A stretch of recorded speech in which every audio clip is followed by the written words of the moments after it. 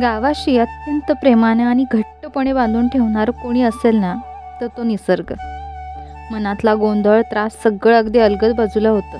मन प्रसन्न आणि आत्मा शांत होतो जेव्हा रातराणी आणि सोनचाफा दरवळतात.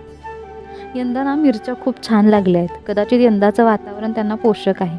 कृषीभूषण राजेंद्र भट यांचं नैसर्गिक शेतीवरचं पुस्तक वाचून आणि वडीलधाऱ्यांचे अनुभव ऐकून शेतीत नवीन काही प्रयोग करायचा मानस आहे. कितीतरी गोष्टी ठरवल्या आहेत. बघू कसं काय होतंय. ह्या सगळ्या डोलाराच्या मानाने ना मी शक्तीने कदाचित कमी पडतीये, पण याच ठिकाणी कस लागतो तो तुमच्या नात्यांचा.